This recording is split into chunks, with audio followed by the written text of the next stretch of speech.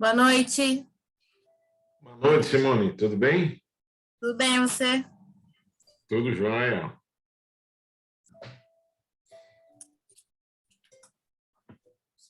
Curtiu uma chuvinha hoje? Oiê, boa noite. Quem tá aí? Tudo bem, Bia? Tudo bem, e você? Tudo jóia. Estão em São Paulo hoje? Estamos, sim. Hum. Já tá chovendo aí? Tá chovendo. Ontem passamos um calorão, né? E hoje? Pois é. Olá, boa noite. Oi, Bruna Casakovic. Oi. Tudo bem, Ela já Maria? veio preparada. Ela já entra. Oi, boa noite. Pronta. Boa noite, Paulo. Tudo bem? Tudo bem? Boa noite. Tudo. Beleza. Deixa eu te passar aqui.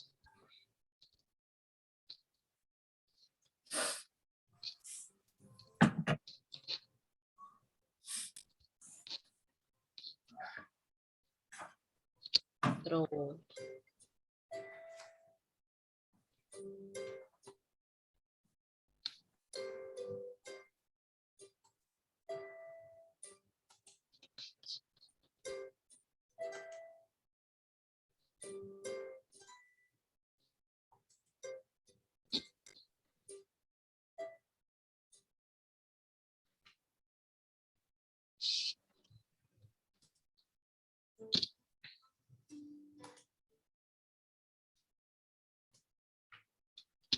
Vocês estão vendo o slide aí? Sim.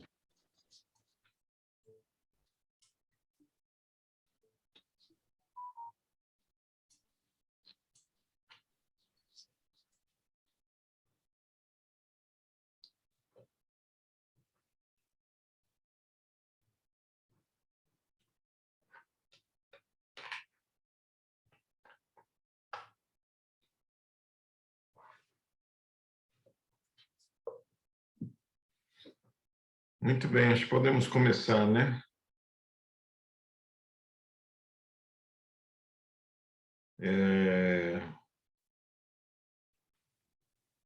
Estamos falando da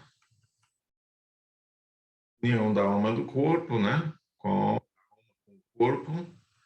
Falamos que ocorre no momento da percepção. E falamos da questão da união dele com o corpo está destinado, se poderia renunciar a habitar aquele corpo, né? Falamos isso. A questão dos abortos naturais que acabam acontecendo, né? A Bruna está entrando. Oi, Oi, Bruna, boa noite. boa noite, gente. Tudo bem? Boa noite, Bruna. Tudo bem? Boa E você? noite.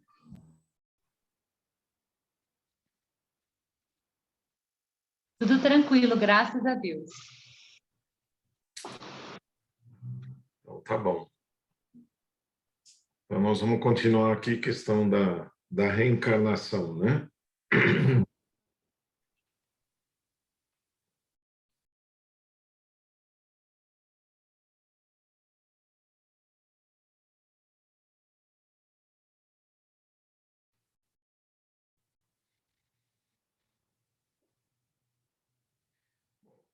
A primeira coisa que a gente deve entender é que o processo de reencarnação, ele necessariamente passa pelo perispírito, né? O perispírito é o nosso molde, como a gente mencionou.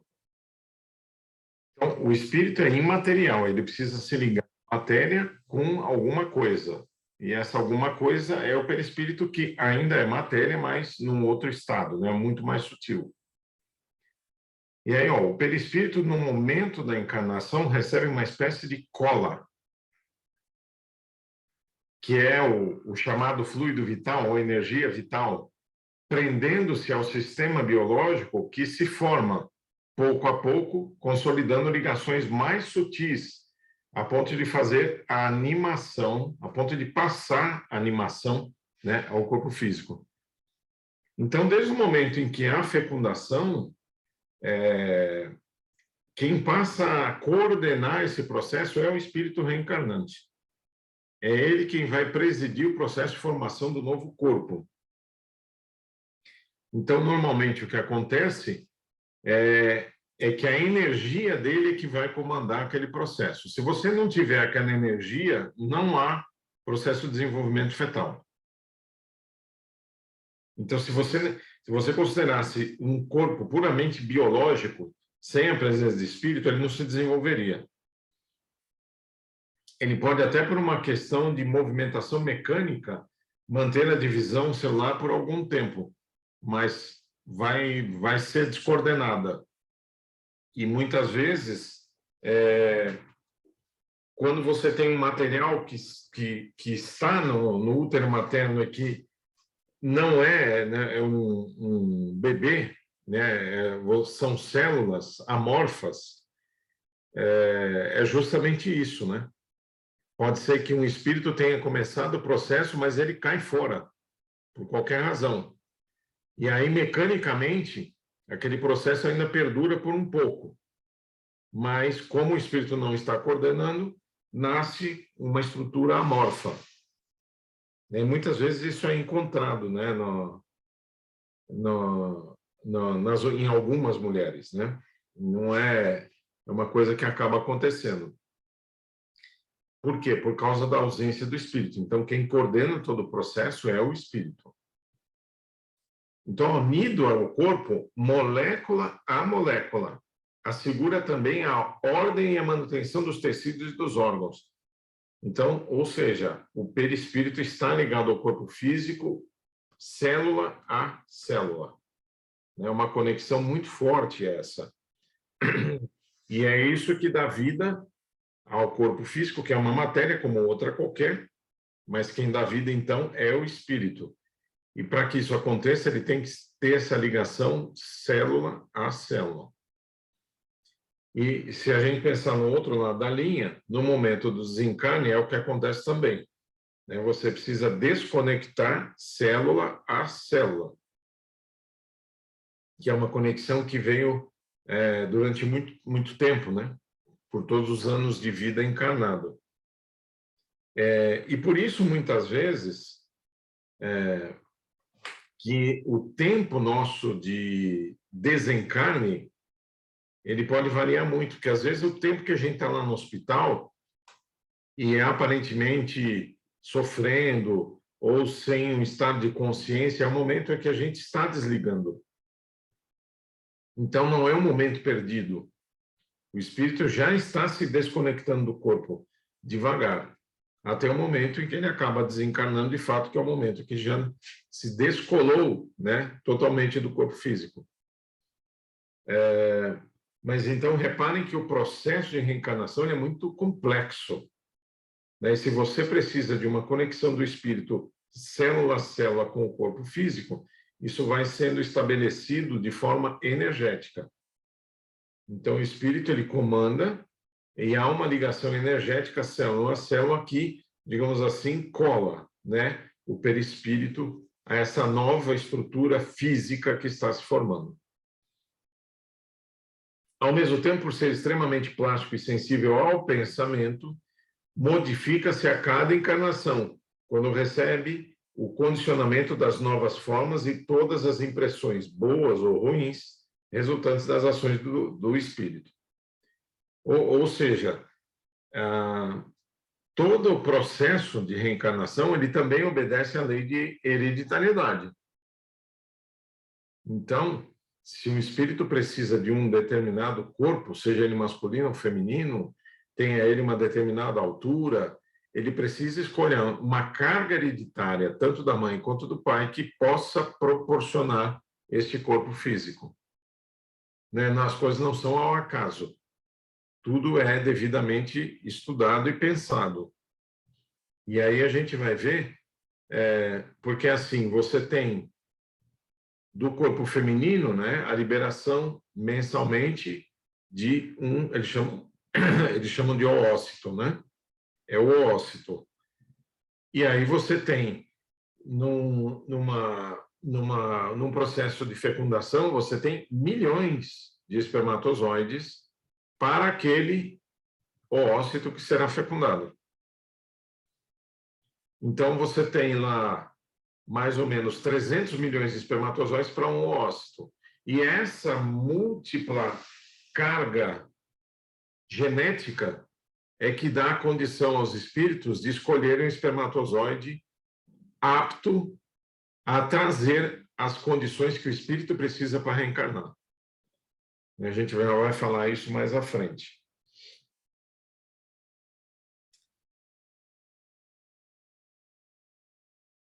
O espírito reencarnante se liga superficialmente à mãe através de um intercâmbio energético. Então, é quando o espírito se aproxima, ele fala para a mãe, ó mãe, eu quero reencarnar, vai se preparando, sonha. E aí, muitas vezes, é quando a mulher fala, eu estou pronta para ter um filho, ou eu quero ter um filho, quando o espírito já está ali coladinho, né, esperando esse momento para reencarnar. Eu já vi também diversas vezes médiums chegando para determinadas mulheres falando assim, você está grávida? E a mulher falando, não estou grávida. Por quê? Eu falei, porque tem uma criança muito próxima a você. E aí, normalmente, um tempo depois, aquela mulher engravida. Né? Porque a criança está próxima, já está envolvendo, já está entrelaçando o seu fluido com o da mãe, se acostumando a isso. Né? Então, você leva um período para que isso ocorra. Agora, pode haver casos, digamos assim, de reencarnações expressas. Né? Nós estamos no mundo de tudo expresso, tudo rápido.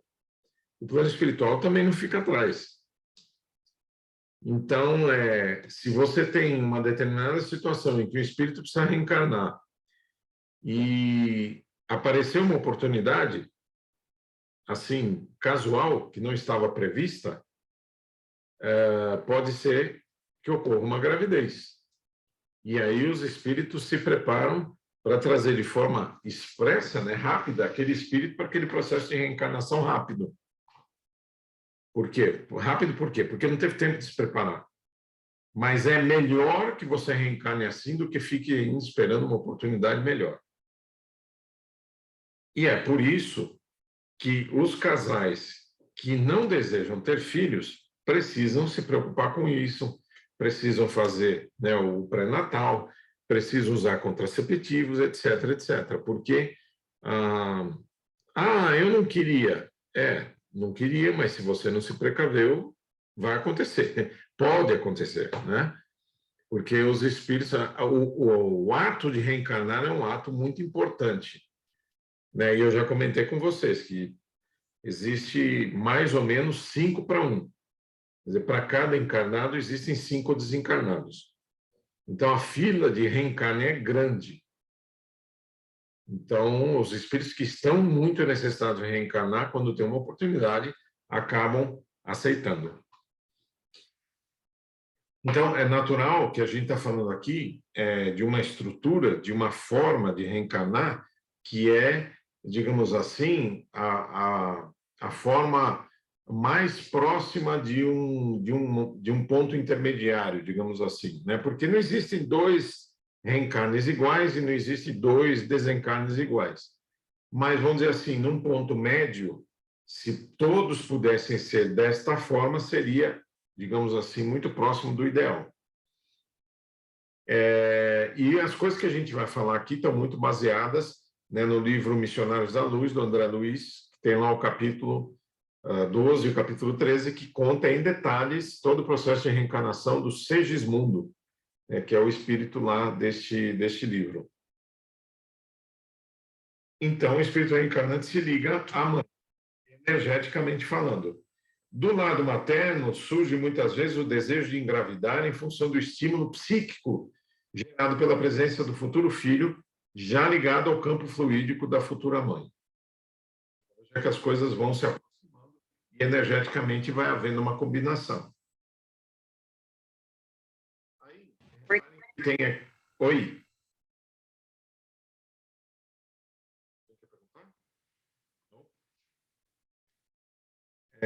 Reparem que nós temos, né, os nossos centros de força, que estão no perispírito, que são 7. Né? O centro de força genésico, né, corresponde aqui na altura dos órgãos sexuais, é para onde se afunila a energia, essa energia de comunhão, né, digamos assim, do espírito reencarnante com a mãe, ela se afunila e vai para o centro genésico, que é onde tudo vai acontecer. Então, ali se torna, vamos dizer assim, o fulcro da energia, né? O ponto central da onde vão ocorrer todas as experiências, né, para aquele espírito reencarnado. O centro de força genésica é o centro de distribuição dos fluidos espirituais e a energia vital do plano extrafísico para todo o aparelho reprodutor feminino. É ali que vai estar concentrado. Aí, olha, todas as células vivas irradiam um campo energético decorrente da presença desta energia vital. Só uma coisa... Nossa, quem é esse bichão aí? Agora que eu vi que era um gato, eu estava pensando que era um cachorro. Estava grande. Então, todas as nossas células irradiam energia. E é muito curioso que eles já fizeram experiências de pegar, por exemplo, uma célula de um organismo e separar a quilômetros de distância. E aí você executa num tecido, num organismo, num órgão, você exercita algum tipo de modificação ou de excitação no órgão. E aí, esta célula, a milhares de quilômetros de distância, recebe o mesmo impulso. Recebe a mesma impressão. E responde da mesma forma do local onde está sendo estimulado. Uma única célula. O que mostra que as células elas têm vida própria. E o André Luiz chama as células de operárias. Elas são as nossas operárias, que trabalham todos os dias para poder manter o nosso organismo funcionando. Então, são trilhões de células funcionando para que todo o nosso organismo tenha o resultado que a gente conhece.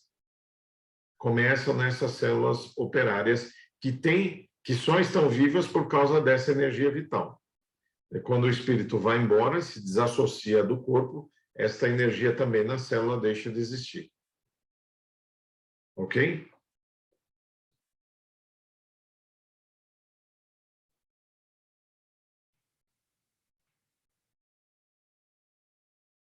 A semelhança energética entre o fluido vital do óvulo e o fluido perispiritual do espírito reencarnante é que permite a ponte para estabelecer a conexão indispensável à imantação do óvulo. Então, imagine o seguinte, quando você tem o ócito lá no útero materno, o que acontece? O espírito ele se aproxima do ócito e ele, com a energia dele, imanta este ócito com a energia dele. E aí, este ócito passa a vibrar, passa a emitir ondas, como se fosse o próprio espírito. Então, imagine o seguinte, alguém vai renascer com o talento, vamos colocar aqui a Bruna, que é dançarina. Então, ela vai nascer dançarina. Então, ela vem com um talento especial de dançarina. Então, ela vai ter uma genética que vai permitir que o espírito expresse através do seu corpo para ser dançarina. Aí, o que acontece? Quando ela imanta o ócito materno, ela vibra numa energia, eu vou dar um número aqui, apenas um chute, no valor 1000. E aí, no lado masculino, vai ter que encontrar um espermatozoide que também tem energia 1000. Ou seja, eles estão em sintonia. E, por estar em sintonia, é que há fecundação. E é por isso que somente um espermatozoide fecunda o óvulo. É por causa da vibração. da energia que o espírito gerou sobre o útero materno e que expressa essa vibração, essa onda. E aí, quando encontra um espermatozoide nessa mesma frequência, ele fecunda, somente ele. É por isso que um ganha a corrida. Não é porque o pessoal fica falando, ganha aquele que é o mais forte, ganha aquele que é o mais rápido. Não. Ganha aquele que tem a mesma energia do óvulo materno. Então, é uma questão de sintonia. E aí, né, ocorre a fecundação, quando a vibração é a mesma. Tá certo? Então, você tem, né, uma vibração que passa no campo da energia, né? Deixa de ser... o físico só ocorre por causa do campo energético. Nós somos espíritos e nós somos energia, a fecundação ela também ocorre só por questão da energia, que permite a atração e o processo, né, de formação do feto é exatamente a energia da mãe, a energia do espírito reencarnante.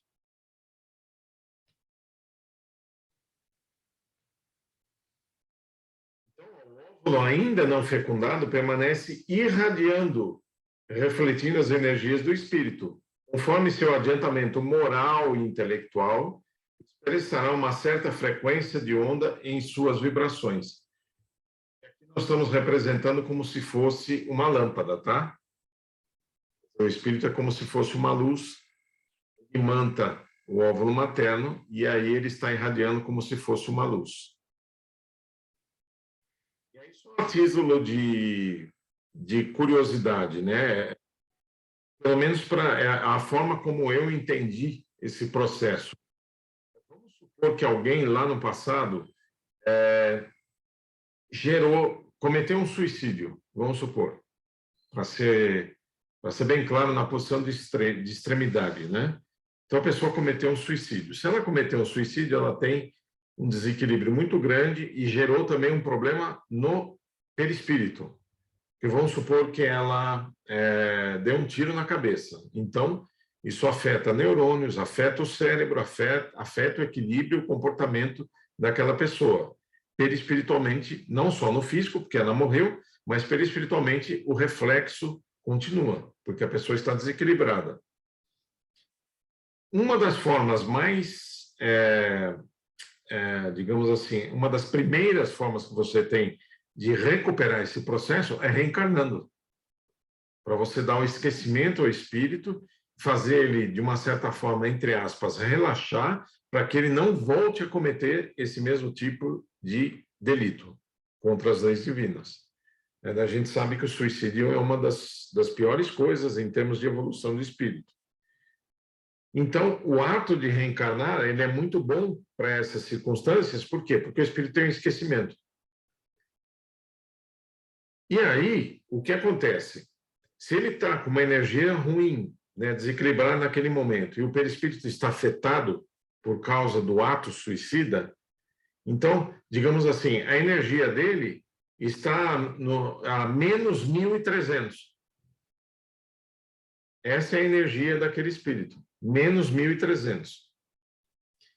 Ora, ele vai renascer, por exemplo, com uma paralisia cerebral, em decorrência do ato suicida do passado. Isso pode acontecer? Pode. Podem acontecer várias coisas, eu estou dando só um exemplo, né? Não é também que todo suicida vai renascer com paralisia cerebral, mas pode acontecer isso. Então, se ele vai renascer com paralisia cerebral, significa que o corpo dele tem que ter paralisia cerebral. E para o corpo dele ter paralisia cerebral, ele tem que ter uma carga genética do pai e da mãe que vá transformar aquele corpo numa paralisia cerebral. Porque a lei obedece à lei, né? Se existe a lei de hereditariedade, a lei da genética no corpo humano, a parte espiritual segue e obedece essa mesma lei.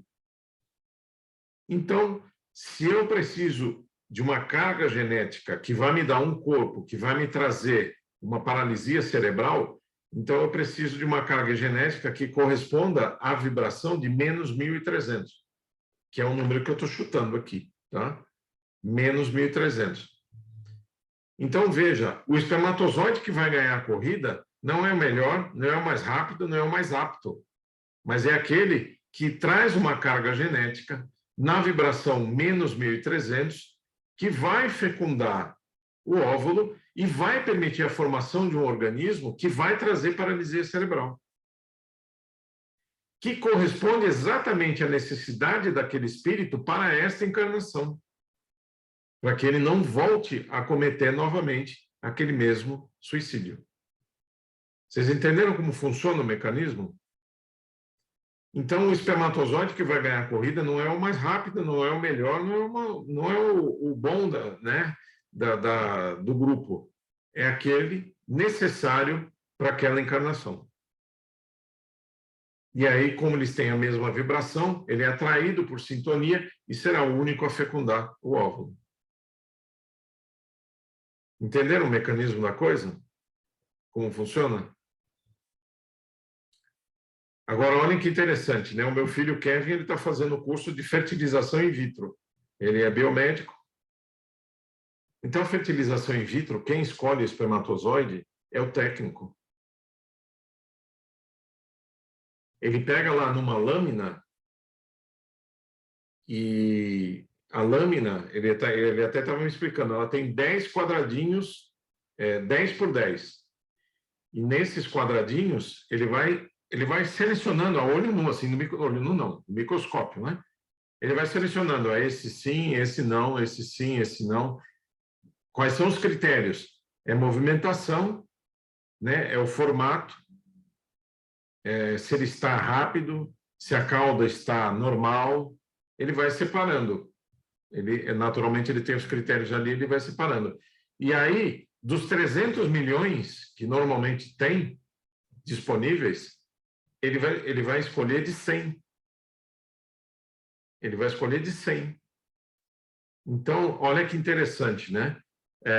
Entre aspas, né?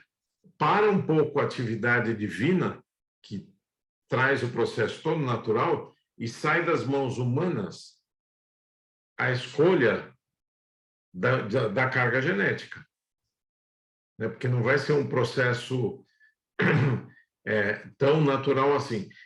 Eu não sei até que ponto o plano espiritual pode interferir e colocar dentro daqueles 100 exatamente os espermatozoides que seriam importantes para aquele processo reencarnatório. Então, só para mostrar que o plano espiritual vai se adequar também a um processo humano. Então, se o processo humano vai trazer um espermatozoide com uma carga genética que foi escolhida ali, através do microscópio, vai renascer um espírito de acordo com aquela carga genética.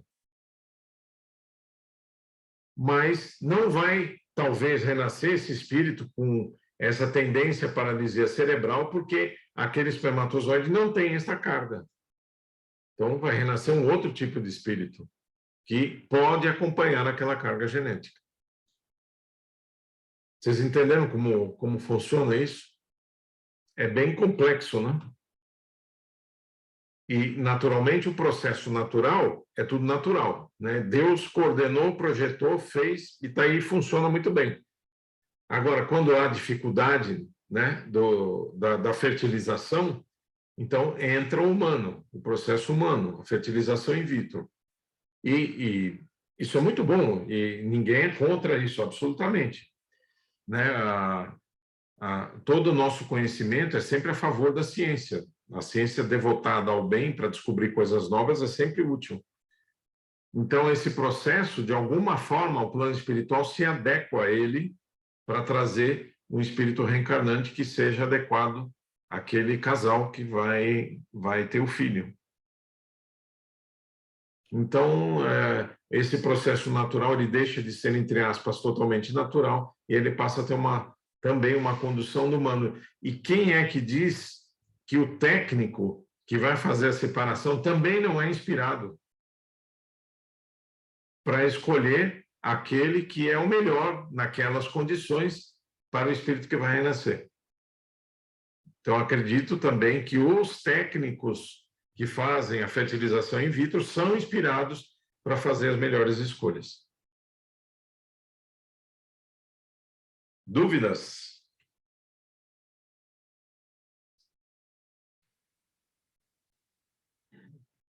E aí nós temos aqui, né, uma figura de um óvulo fecundado.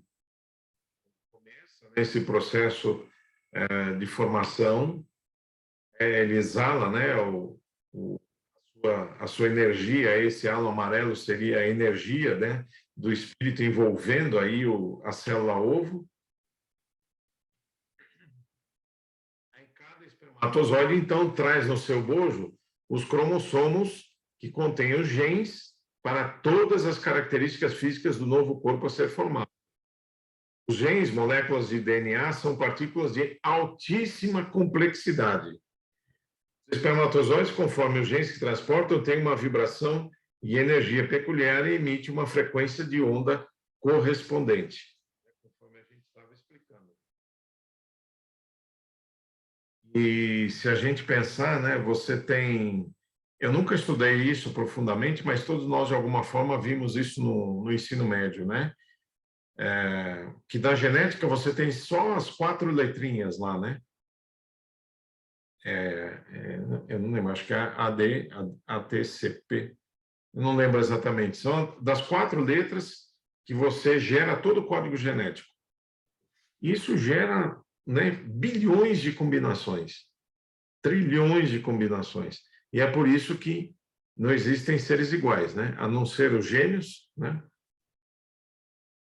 Que é um processo diferenciado, né? Que a divindade colocou para trazer mais espíritos numa mesma gestação, mas não sendo a questão de gêmeos univitelinos, que têm o mesmo corpo, né? O mesmo DNA, um é cópia do outro, mas são espíritos diferentes, né? O corpo pode ser igual, mas o espírito é diferente. Justamente por essas questões de sintonia e a carga, né, que cada um traz. Então, como o desenho aí, né, sugere, você tem lá uma onda verdinha, né, e uma onda vermelha. A sua estrutura moral e o seu desenvolvimento como espírito vai gerar uma onda dessa aí. Pode ser bonitinha, verdinha, pode ser vermelha, pode ser amarela, sei lá. A gente não sabe exatamente, mas vai gerar um tipo de onda, uma resultante de onda de energia. E aí, ó, imaginando, né, que você tem os espermatozoides nadando em direção ao ócito, né, que vai ser fecundado, e ali tem um amarelinho, né? Esse amarelinho é o que está trazendo a carga genética necessária e correspondente para aquele espírito que vai renascer. Então, ele tem a mesma vibração do óvulo que está lá imantado pelo espírito. E é ele quem vai ganhar a corrida. E, além disso, como a gente pode identificar lá no Missionários da Luz, o Alexandre, né, que é o mentor do André Luiz, ele faz uma mentalização, uma vibração sobre o espermatozoide que vai ganhar a corrida, para que ele nade rápido e possa chegar mais rápido na célula ovo. É muito curioso isso. Então, ele ajuda o espermatozoide que vai ganhar a corrida a ganhar a corrida. E ele faz isso mentalmente. É muito curioso isso. Então, existem processos encarnatórios que chegam a esse nível de detalhe e esse nível de socorro e ajuda dos irmãos espirituais.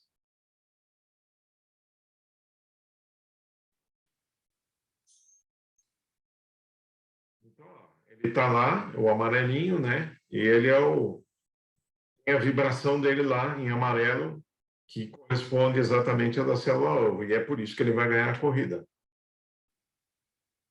E aí, ó, nessa figura, a gente colocou aí um ímã lá em cima, né? Lógico que é só uma forma didática de mostrar que ele é atraído por esta energia que está lá na célula ovo.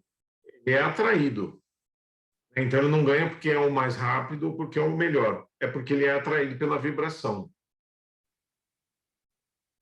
E, naturalmente, como ele é atraído, isso também é um mistério divino, né? Porque para ele, né, por causa dessa vibração, vamos dizer assim, a microtextura que protege a célula ovo, ela se abre naquele momento, para ele. Aí ele entra e aí ela se fecha de novo. É como se fosse um portal, né? Um portal energético.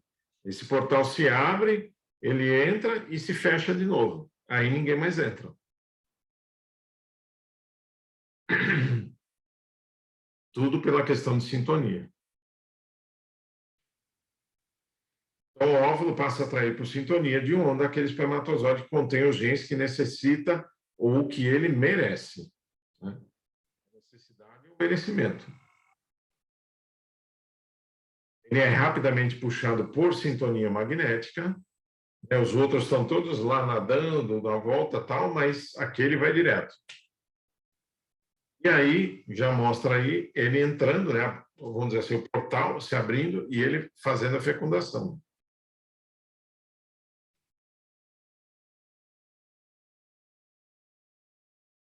Aí começam os processos de alteração e divisão celular, né?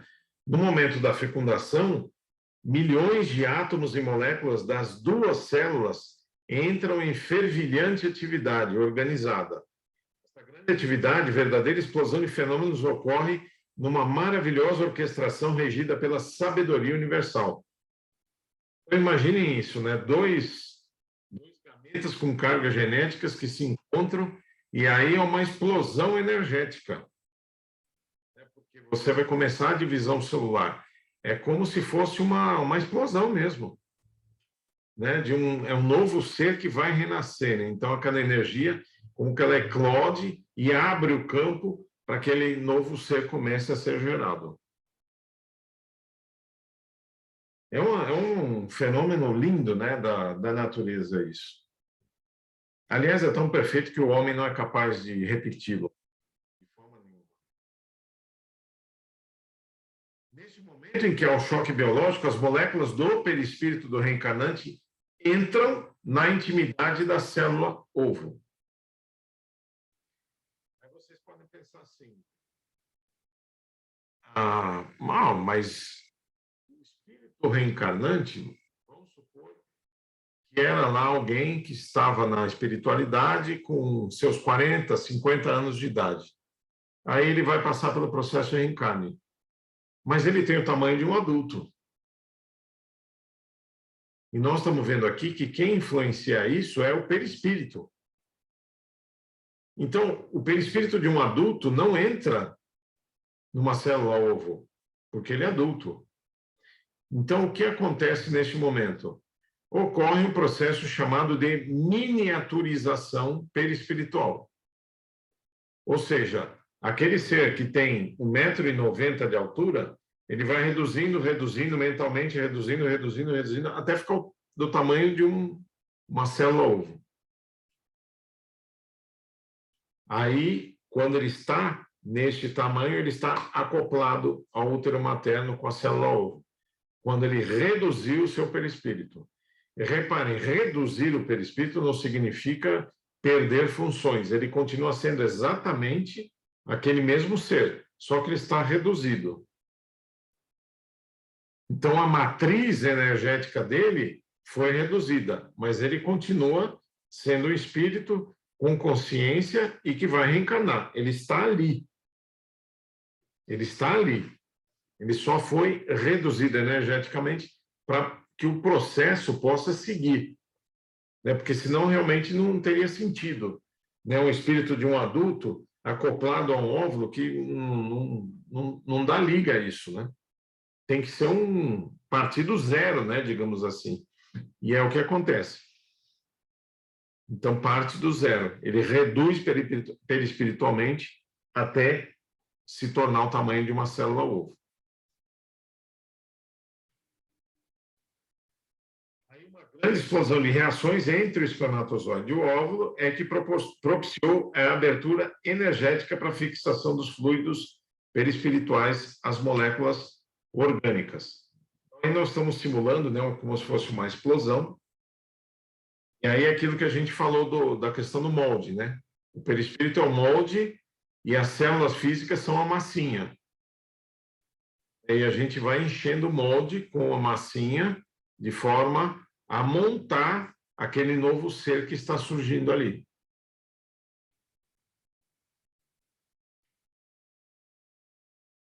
Então, a concepção é o momento da reencarnação. A partir desse instante, ou seja, a partir do momento em que houve a fecundação, inicia-se o processo de gestação. O feto irá atrair para si as energias vitais do corpo materno, moldando com a sua mente, associada à mente materna, o corpo físico que irá usar nessa encarnação. A partir deste momento, qualquer intervenção humana sobre o processo é um aborto.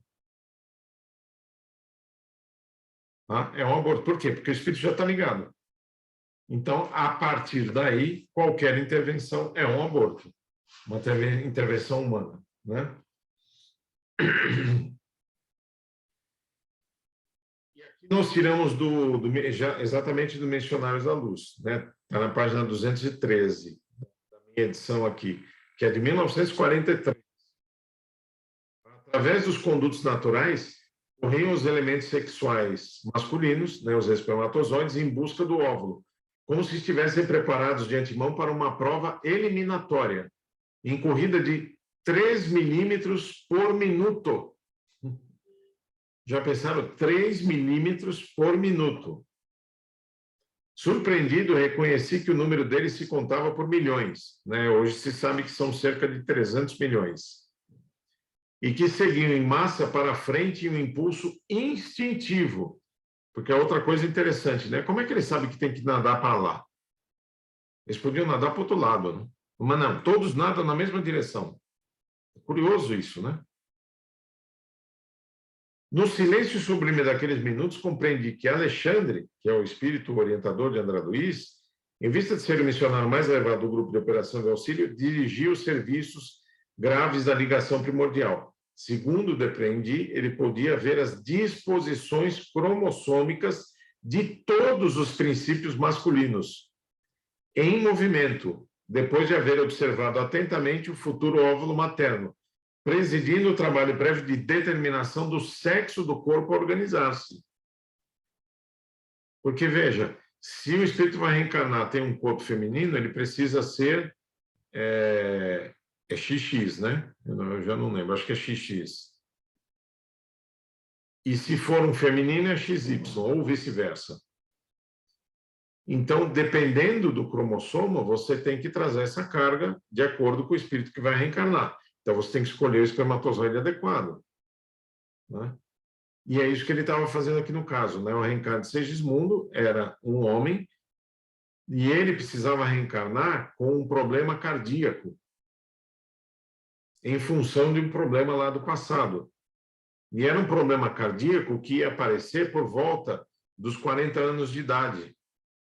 Então, ele precisava ter uma carga genética que proporcionasse este problema físico mais ou menos aos 40 anos de idade. E é o que o livro vai explicar, que exatamente ele vai conseguir nessa carga genética, nesse espermatozoide que foi selecionado. Então, após acompanhar profundamente absorto no serviço a marcha dos minúsculos competidores, que constituem a substância fecundante, identificou o mais apto, fixando nele o seu potencial magnético, dando-me a ideia de que ele o ajudava a desembaraçar-se dos companheiros para que fosse o primeiro a penetrar a pequenina bolsa maternal.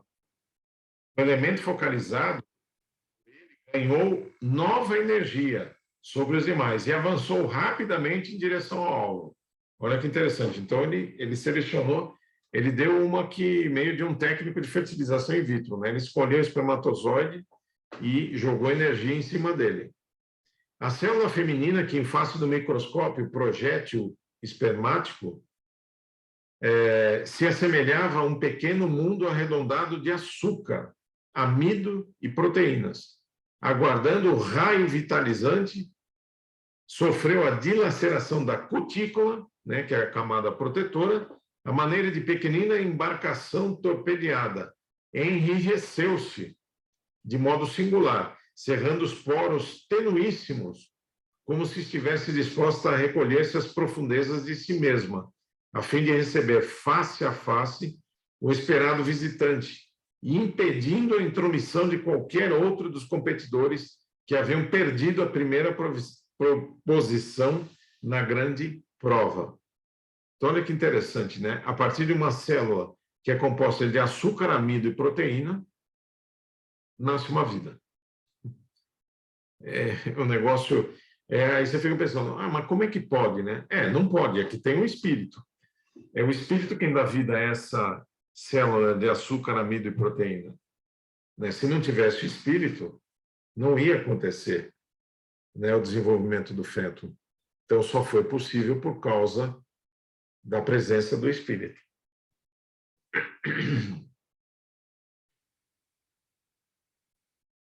Aí, sempre sobre o influxo luminoso magnético de Alexandre, o elemento vitorioso prosseguiu a marcha depois de atravessar a periferia do óvulo, gastando pouco mais de 4 minutos para alcançar o seu núcleo. Ele fecundou o óvulo e aí ele precisou de 4 minutos para nadar até o núcleo, né, da célula. A ambas as forças, a masculina e a feminina, formavam agora uma só, convertendo-se ao meu olhar, ele, André Luiz, né, em tenuíssimo foco de luz. Já pensaram que coisa linda que deve ser ver isso, né? Do ponto de vista espiritual? Você olha, vê a fecundação ocorrendo e aí gera um processo de luz, né? Nós somos luz, e por isso que nós somos luz, né? Jesus disse que nós somos lucigênitos, né? Feitos da própria luz. E está aí, ó, desde o processo de reencarnação, já começa com um ponto luminoso. O meu orientador, absolutamente entregue ao seu trabalho, tocou a pequenina forma com a destra, mantendo-se no serviço de divisão da cromatina, cujas particularidades são ainda inacessíveis à minha compreensão, conservando a atitude de cirurgião seguro de si na técnica operatória. Em seguida, Alexandre ajustou a forma reduzida do reencarnante. Esse é o momento em que você pega lá o feto reduzido, né? É a forma reduzida dele, que se interpenetrava com o organismo perispíritico da mãe, sobre aquele microscópico globo de luz impregnado de vida, e observei que essa vida latente começou a movimentar-se. Havia decorrido precisamente 1/4 de hora, quer dizer, 15 minutos, a contar do instante que o elemento ativo ganhar o núcleo do óvulo passivo. Depois de prolongada aplicação magnética, que era secundada pelo esforço dos espíritos construtores, aqui os nossos espíritos do Ministério da Reencarnação, Alexandre aproximou-se de mim e falou: está terminada a operação inicial de ligação. Que Deus nos proteja. Então, olha que trabalho para um ser reencarnar. Nesse caso, houve todo o acompanhamento, tem toda a projeção, né, do plano espiritual, tem todos os mapas cromossômicos foram estudados para que o Segismundo pudesse renascer. Então, foi uma operação, é uma operação complexa, não é uma operação trivial, não.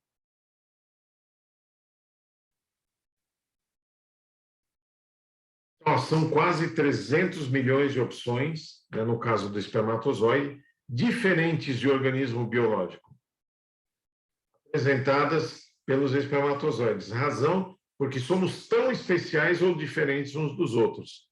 Esse aparente desperdício é a sábia lei da natureza, fornecendo múltiplas opções para que a justiça divina se cumpra através das leis biológicas. É a forma que nós temos de sermos tão diferentes. Imagine a quantidade de opções que existe quando você junta toda a matéria, né, o DNA masculino com o DNA feminino. as quantidades, as opções disso são gigantescas, né? Então, é um trabalho, assim, esplendoroso da divindade para que todos nós possamos renascer. Né? E tudo isso nos faz para que cada vez mais a gente dê valor, né? A questão de renascer, a questão de estarmos aqui na matéria, né? O trabalho que isso deu do ponto de vista espiritual, né? O trabalho que as mães tiveram, né? De manter a gravidez por 9 meses, todas as consequências disso. Então, é um trabalho muito grande. A Simone que eu diga que já é mãe, né? E que sabe bem como é que é isso. Muitas noites sem dormir direito. Exatamente. Esse é um dos itens, né? Trabalho da mãe e do pai também. Inconscientemente, eis que o espírito reencarnante que semeou livremente nas vidas passadas e gravou os registros dessa semeadura no seu perispírito, agora impregna o óvulo materno pelas vibrações do seu merecimento e recebe no espermatozoide a colheita obrigatória. Olha que interessante, a lei de ação e reação. Você é um anjo, o seu corpo será um corpo de um anjo. Né? E se você é um espírito desequilibrado, perturbado, o seu corpo vai ser desequilibrado, perturbado. É simples questão de ação e reação. Aí a gente pode pensar assim, mas o Chico Xavier, que é um espírito tão iluminado, ele não tinha um corpo saudável. Por quê? Não é verdade? Ele não tinha. Ele tinha várias doenças. O pessoal até brincava, né? Porque dizia que uma vez o Chico disse para o Divaldo, né, que meu filho, eu estou muito cansado. Aí o Divaldo falou, por que você está cansado, Chico? Porque eu sou casado com 2 mulheres terríveis. Aí o Divaldo olhou para ele assustado, mas como assim, você é casado, Chico? E ainda com 2 mulheres? Como que isso pode acontecer? Ele falou, meu filho, eu sou casado com a dona Angina e a dona Catarata.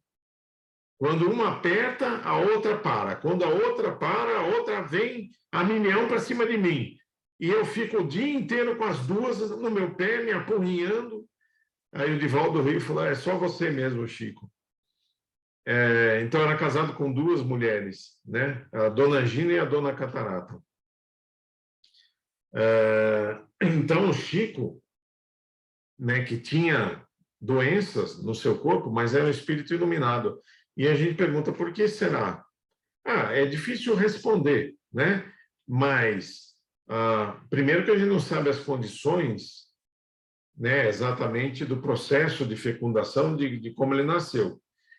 O espírito precisava renascer. Agora, o corpo foi o que conseguiu arranjar do ponto de vista hereditário. Essa é uma hipótese. A segunda é que o Chico ainda tinha algumas pequenas pendências para deixar no corpo.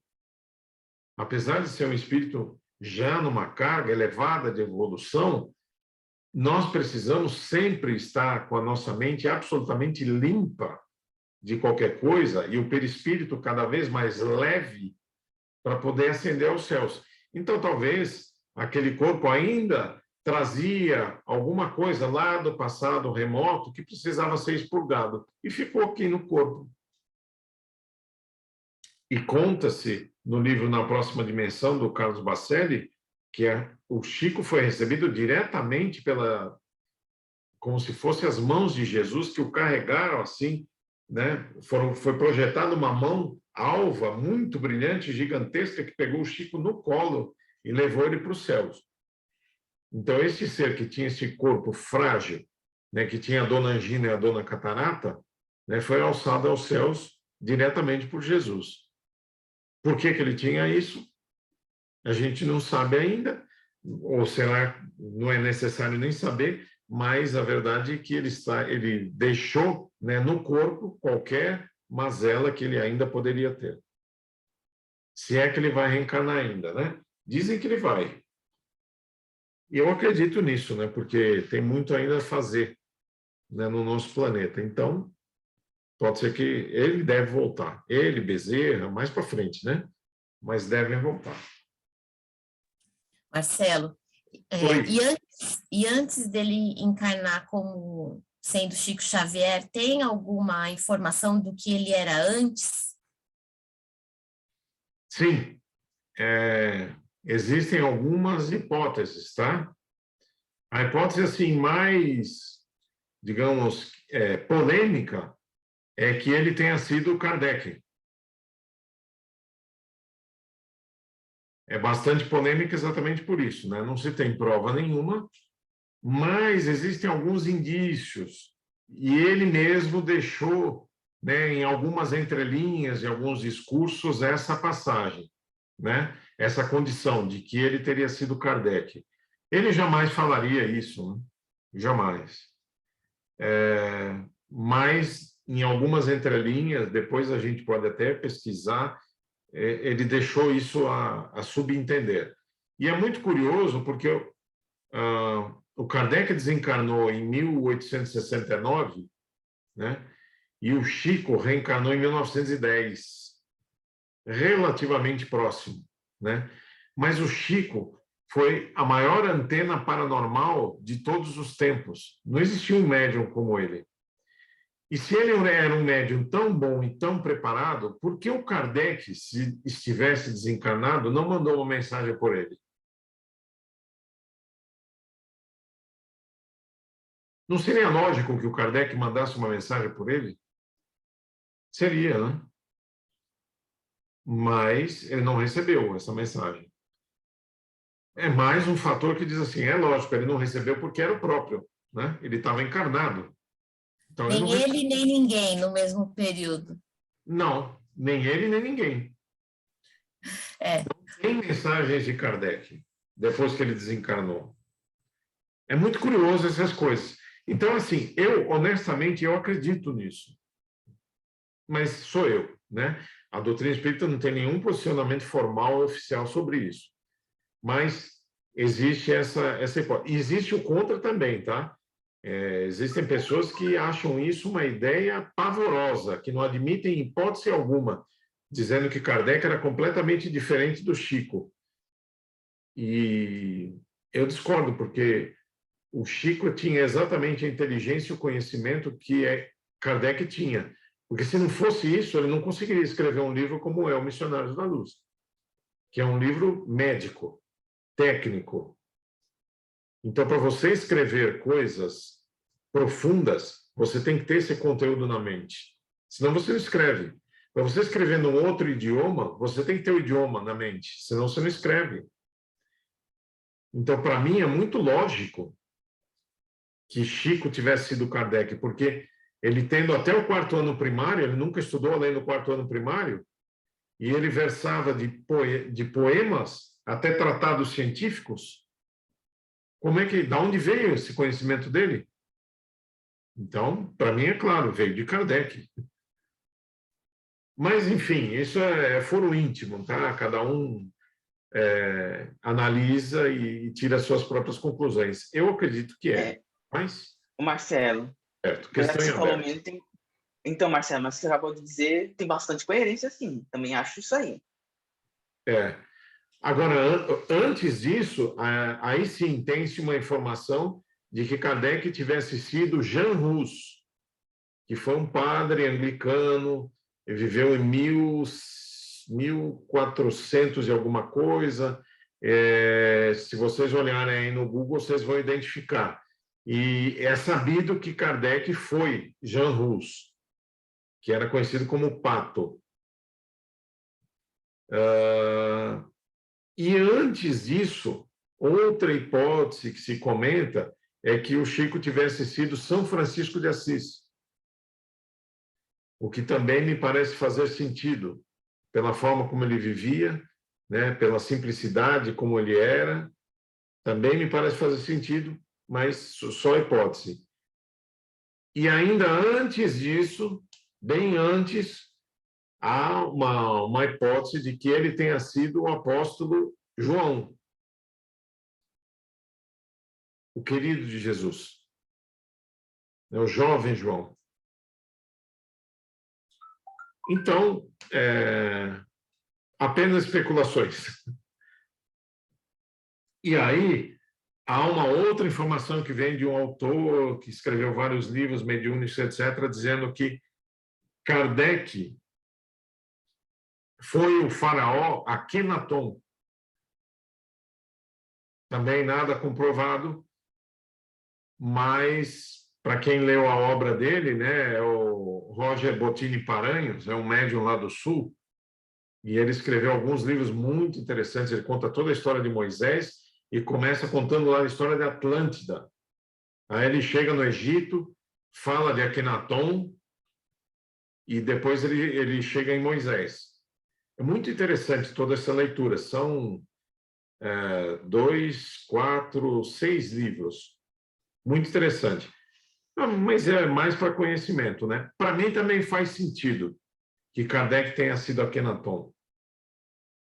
Acontecem algumas coisas lá no passado que desestruturaram a vinda de Jesus. Se Kardec foi Akenaton, o Akenaton foi responsável por isso, por uma bobagem.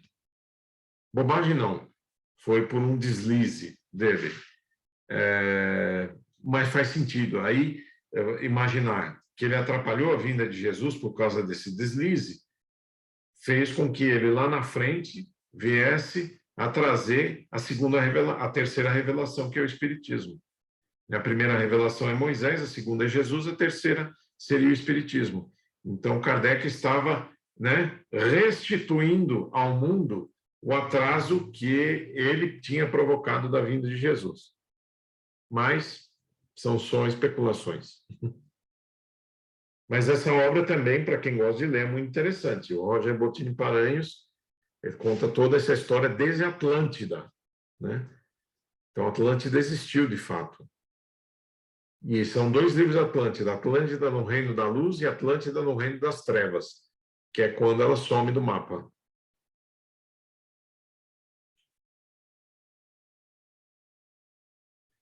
Então, é isso, né? Tem muito conhecimento para a gente se aprofundar, né? E conhecer esses mistérios todos que tem por aí. Mais dúvidas ou perguntas?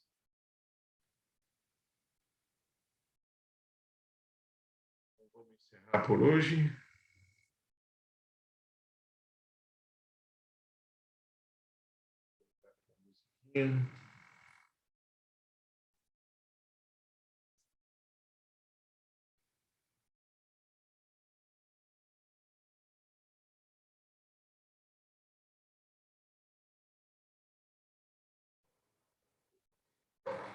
Então, vamos aproveitar esses momentos finais, agradecer a possibilidade de estarmos juntos mais uma vez nesse estudo, onde buscamos nos aprofundar nos temas e fazer com que cada mais esse conhecimento possa nos dar segurança para tomarmos as nossas decisões e seguirmos na nossa trajetória no mundo, sabendo da lei de ação e reação, das consequências dos nossos atos, de quanto nós somos responsáveis pelas nossas vidas. E, acima de tudo, sabemos que, nesses instantes, temos a companhia, né, dos nossos amigos espirituais, a companhia da corrente médica, espíritos queridos que nos acompanham e, nesses momentos, têm a chance de se aproximarem, para aproveitar esses instantes de interação, de integração e proporcionarem para nós fluidos de recomposição, de reenergização, para que nos sintamos bem. Então, vamos, neste momento, mentalizando a corrente de espíritos que cuida da saúde. Eles vêm com seus jalecos brancos, muito sorridentes, E, como sempre, é destacado um companheiro com seu jaleco branco que se posiciona à nossa frente, não importa onde estivermos. Ele distende o seu braço direito sobre o nosso ombro esquerdo, sorri carinhosamente para cada um de nós, e distendendo a sua mão direita sobre o nosso coronário no alto da cabeça, derrama uma chuva de pétalas de luz, que é a sua energia, o seu amor, que adentra pelo alto da nossa cabeça, iluminando a nossa glândula pineal, que fica no centro do nosso cérebro, e que é o ponto convergente de todos os centros de força do nosso perispírito. É o ponto de ligação entre todos os centros de força. E por ali a energia caminha, desobstruindo qualquer nó energético, rodando nas cores características de cada centro de força, nas velocidades adequadas, o que vai permitir a produção de energias em cada uma das células operárias do nosso organismo, através das mitocôndrias, que vão permitir aquilo que precisamos para a nossa saúde física e para a nossa saúde espiritual. Nós vamos ainda aproveitar para erguer os nossos braços, para acolhermos aqui do ambiente essa energia que é trazida amorosamente por todos eles, e que nós podemos sentir a energia sendo trazida pela ponta dos nossos dedos como verdadeiras antenas. E parece que preenche as nossas mãos, vão ficando mais pesadas, e assim fechamos as nossas mãos e trazemos essa energia até o nosso coronário, no alto da cabeça, e da mesma forma distribuímos de forma longitudinal entre todos os centros de força,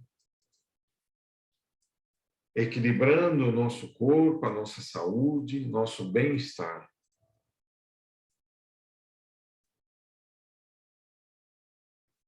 Com a graça de Deus. Respiramos profundamente.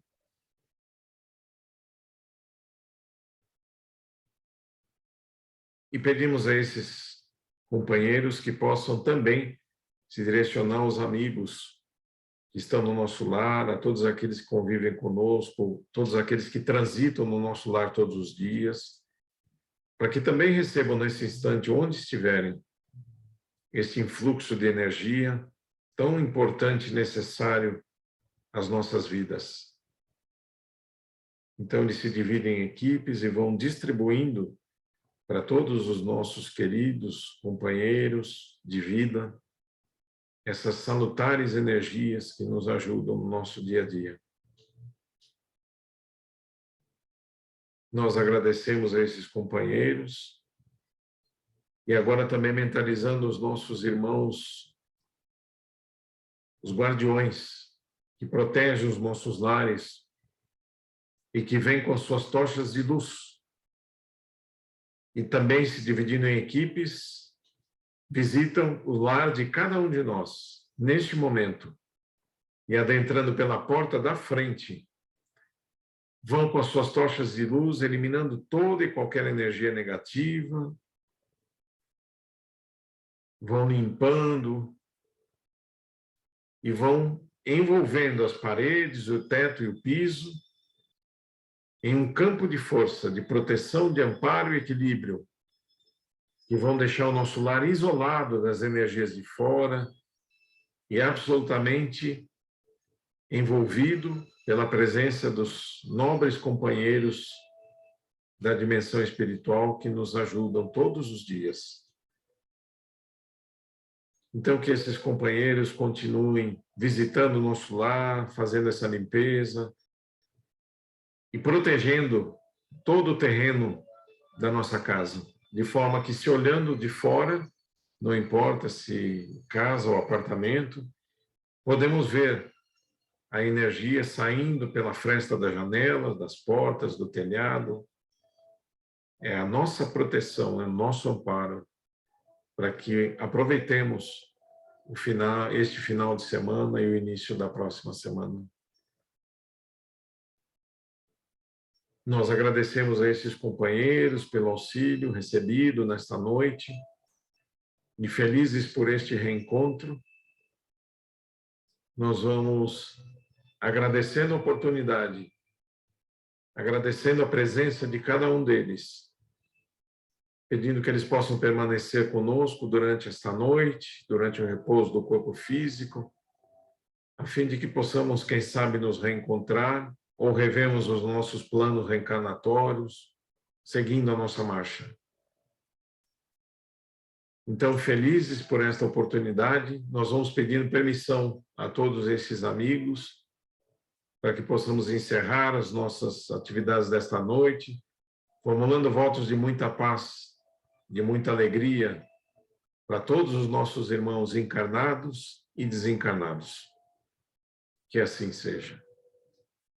Graças a Deus.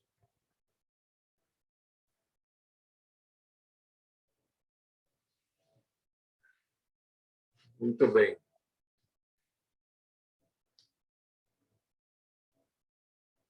Vamos bater uma fotinho? Com certeza. Gratidão mais uma vez. Ai, que gostoso ver o rostinho da Marília, né? Eu tô aqui, viu?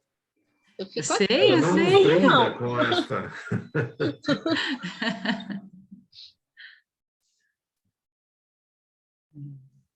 Entrando aqui pelo celular, que eu prefiro a imagem do celular. Marília agora é uma mulher casada, você viu coisa maravilhosa? Opa! Casou agora, Maravilha. parabéns! Parabéns! Ei, Queremos bem Maravilha. casado, né? Ué, acabou. Ai, deve ter Ai, acabado obrigada. mesmo. Ai, lindona, parabéns, viu? Mais uma vez. Vou tirar uma fotinho aqui.